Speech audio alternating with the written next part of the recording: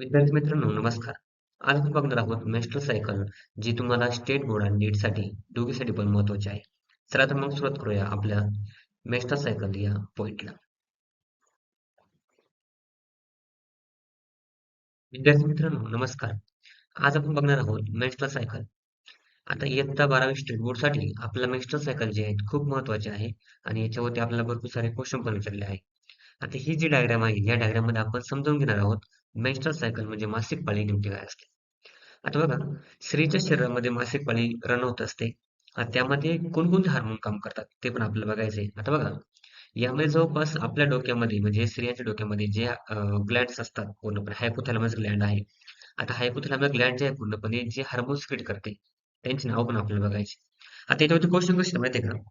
पहिले आपण हे समजून घेऊ की मासिक पाळीमध्ये नेमकं काय काय चेंज होतं. आता मासिक पाळीमध्ये कोणतं बघा पहिल्यांदा changes in uterus during the menstruation. Uterus जे आहे पूर्णपणे म्हणजे गर्भधारणा जिथे होते, ज्याच्यात आपण गर्भपिशवी असं म्हणतो. गर्भपिशवी थोडीफार काय होते, छिद्र. आता तुम्हाला इथं खाली दिवस दिलेली, किती 1 ते पूर्णपणे 28 दिवसापर्यंत. मासिक पाळी किती दिवसाची असते? पूर्णपणे 28 दिवसाची असते. आता त्या पहिल्यामध्ये 1, 2, 3, 4 दिवसापर्यंत मेन्स्ट्रुअल सायकल जो पिरियड जो आहे तो सुरू होतो. त्यानंतर 5 ते 13 दिवसापर्यंत रिजनरेशन ऑफ एंडोमेट्रियम म्हणजे गर्भाशयाच्या आतमध्ये जे अस्तर आहे आपण म्हणतो. म्हणजे आता गर्भधारणा करण्यासाठी म्हणजे बाळ ज्या ठिकाणी वाढणार आहे, बाळाला जी सुखसुविधा लागणार आहे, सुखसुविधा जो आहेत, ते प्रोव्हाईड करणं म्हणजे कोणतं असतं? एंडोमेट्रियम तयार करणं. रिजनरेशन ऑफ एंडोमेट्रियम म्हणजे बाळाला आतमध्ये कोणतं असतं? गादीसारखं स्ट्रक्चर वगैरे असतं, ते तयार करत असतं. त्याला आपण एंडोमेट्रियम वगैरे असतं. ठीक आहे. त्यानंतर 14-15 दिवस जो आहे काय असतो? ओव्हुलेशन पिरियड असतो. काय असतो? Ovulation period. आणि त्यानंतर जे आहेत period of secretion of glands of endometrium.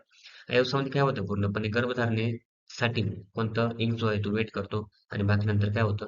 याच्यामध्ये जो गर्भधारणेनंतर कोणता कॉर्पस अल्बिकसच्या फॉर्ममध्ये हे काय करतं? बाहेर पडतं.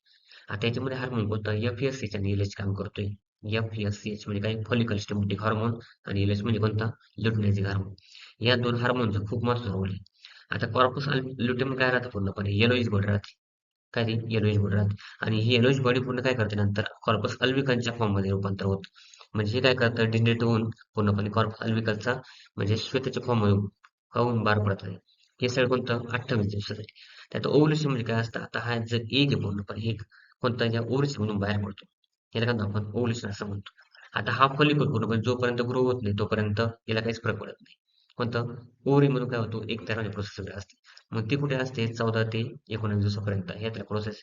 आता त्यामध्ये बघा इस्ट्रोजन आहे, प्रोजेस्टेरॉन आहे आणि कोणता परत आपल्याला तुम्हाला एफ-एस-एच आणि एल-एच हे 2 हार्मोन दिले. फॉलिकल स्टिम्युलेटिंग हार्मोन आणि कोणतं ल्युटिनायझिंग हार्मोन. मग तुम्हाला दिवसांपासून दिलेले नाही 1 दिवस ते 28 दिवसापर्यंत. ठीक आहे. तर 1, 2, 3, 4 हे 4 दिवसामध्ये काय? त्यानंतर 5, 6, 7, 8, 9, 10, 11, 12, 13 पर्यंत ह्याच्यामध्ये काय? रिजेनेशन ऑफ एंडोमेट्रियम.